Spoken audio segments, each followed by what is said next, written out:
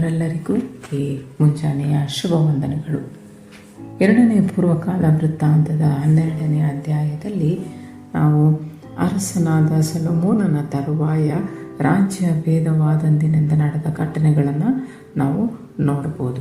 ಆ ಒಂದು ಸಮಯದಲ್ಲಿ ಯಹೂದ್ಯರು ಏನು ಮಾಡ್ತಾರೆ ಅಂದರೆ ರೆಹಬ್ಬಾಮನನ್ನು ತಮ್ಮ ಅರಸನನ್ನಾಗಿ ಮಾಡಿದರು.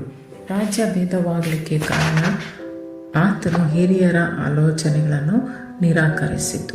ರಾಜ್ಯಾಧಿಕಾರವನ್ನು ಹೊಂದಿದ ಆರಂಭದ ದಿನದಲ್ಲಿ ಆತನು ಹಾಗೂ ಅವನ ಪ್ರಜೆಗಳು ದಾವೀದ ಹಾಗೂ ಸೊಲೊಮೋನನ ಒಳ್ಳೆಯ ಮಾರ್ಗದಲ್ಲಿ ನಡೀತಾ ಇದ್ರು. ಆದರೆ ಅರಸನು ತನ್ನ ರಾಜ್ಯಾಧಿಕಾರವನ್ನು ಸ್ಥಿರಪಡಿಸಿಕೊಂಡ ತರುವಾಯ ನಾವು ಅದೇ ಅಧ್ಯಾಯದಲ್ಲಿ ನೋಡುವ ಪ್ರಕಾರ ಅವರು ದೇವರ ಧರ್ಮೋಪದೇಶವನ್ನು ಬಿಟ್ಟು ಯೆಹೋವನಿಗೆ ದ್ರೋಹಿಗಳಾದರು. ಇದಕ್ಕೆ ಕೋಪಗೊಂಡ ದೇವರು ಅವರನ್ನು ವೈರಿಗಳ ವಶಕ್ಕೆ ಒಪ್ಪಿಸ್ತಾನೆ. ವೈರಿಗಳ ವಶದಲ್ಲಿರುವಾಗ ಅವರು ತಾವು ಮಾಡಿದ್ದನ್ನು ತಪ್ಪು ಎಂಬುದಾಗಿ ಗ್ರಹಿಸಿಕೊಳ್ಳೋದನ್ನು ನಾವು ನೋಡ್ತೇವೆ. ಆದಾಗ್ಯೂ ದೇವರು ಅವರನ್ನು ಶಿಕ್ಷೆಗೆ ಗುರಿ ಮಾಡದೆ ಅವರನ್ನು ದಾಸತ್ವಕ್ಕೆ ಒಳಪಡಿಸ್ತಾನೆ. ಯಾವಾಗ ಅವನು ಅರಸನಾಗಿ ತನ್ನನ್ನು ತಗ್ಗಿಸಿಕೊಂಡು ಜೀವನ ಮಾಡ್ತಾ ಇದ್ದನೋ ಆಗ ರಾಜ್ಯದಲ್ಲೆಲ್ಲ ಸುಲಕ್ಷಣ ಹಾಗೂ ಅಭಿವೃದ್ಧಿ ಕಾಣಿಸುತ್ತಾ ಇತ್ತು. ಇದೆಲ್ಲವನ್ನು ಆತನು ತಿಳಿದಾಗ್ಯೂ ಕೂಡ ಅವನು ದೇವರನ್ನು ಬಿಟ್ಟು ದ್ರೋಹಿ ಆಗ್ತಾನೆ.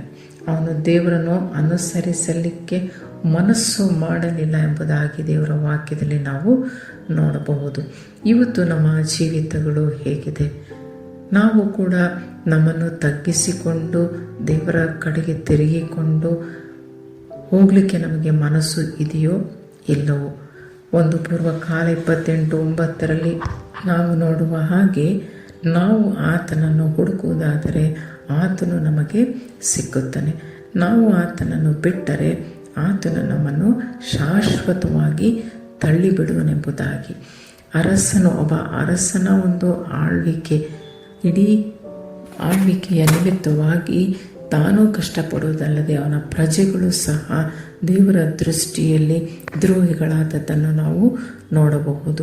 ಇವತ್ತು ನಾವು ತಪ್ಪು ಮಾಡುವುದು ಮಾತ್ರವಲ್ಲ, ಅನೇಕ ಬಾರಿ ನಮ್ಮ ನಿಮಿತ್ತ ಇನ್ನೊಬ್ಬರು ಕೂಡ ತಪ್ಪು ಮಾರ್ಗದಲ್ಲಿ ನಡೆಯೋದಕ್ಕೆ ನಾವು ಕಾರಣರಾಗ್ತಾ ಇದ್ದೇವೆ. ಇವತ್ತು ನಾವು ಏನನ್ನು ಹುಡುಕ್ತಾ ಇದ್ದೇವೆ? ದೇವರನ್ನು ಹುಡುಕ್ತಾ ಇದ್ದೀವ ಅಥವಾ ತಪ್ಪು ಮಾರ್ಗದಲ್ಲಿ ನಡೆಯುವಂಥ ಜನರನ್ನು ನಾವು ಹುಡುಕ್ತಾ ಇದ್ದೀವ? ದೇವರು ನಮ್ಮನ್ನು ವೈರಿಗಳ ವಶಕ್ಕೆ ಒಪ್ಪಿಸಲಿಕ್ಕಿದ್ದಾನೆ. ನಾವು ಹಾಗೆ ಮಾಡಿ ವೈರಿಗಳ ವಶಕ್ಕೆ ಸಿಲುಕಿಕೊಂಡು ನಮ್ಮ ಜೀವನವನ್ನು ನಾಶನಕ್ಕೆ ಗುರಿ ಮಾಡಿಕೊಳ್ಳದೆ ದೇವರು ನಮಗೆ ತೋರಿಸುವ ಮಾರ್ಗದಲ್ಲಿ ಮುನ್ನಡೆಯುತ್ತಾ ಆತನಿಗಾಗಿ ನಾವು ಜೀವಿಸೋಣ. ದೇವರ ಧರ್ಮೋಪದೇಶವನ್ನು ಬಿಡದೆ ಆತನ ಕೋಪಕ್ಕೆ ನಾವು ಜೀವಿಸುವುದಾದರೆ ನಾವು ಕೂಡ ನಮ್ಮ ಕುಟುಂಬಗಳಲ್ಲಿಯೂ ಕೂಡ ಸುಲಕ್ಷಣ ಹಾಗೂ ಅಭಿವೃದ್ಧಿಯನ್ನು ಕಾಣಲಿಕ್ಕೆ ಸಾಧ್ಯವಾಗುತ್ತದೆ. ಹಾಗಾಗುವಂತೆ ದೇವರು ನಮ್ಮೊಬ್ಬೊಬ್ಬರನ್ನು ಮುನ್ನಡೆಸಲಿ. ಈ ಕಾರ್ಯಕ್ರಮದ ಬಗ್ಗೆ ನಿಮ್ಮ ಅಭಿಪ್ರಾಯ, ಸಲಹೆಗಳು ಹಾಗೂ ಯಾವುದೇ ಪ್ರಾರ್ಥನಾ ಮನವಿಗಳಿದ್ದಲ್ಲಿ ನಮ್ಮ ದೂರವಾಣಿ ಸಂಖ್ಯೆಗೆ ನೀವು ಕರೆ ಮಾಡಬಹುದು. ನಮ್ಮ ದೂರವಾಣಿ ಸಂಖ್ಯೆ 996026065453. ನಿಮ್ಮ ಅಭಿಪ್ರಾಯಗಳನ್ನು ಇಮೇಲ್ ಮೂಲಕವೂ ನಮಗೆ ತಿಳಿಸಬಹುದು.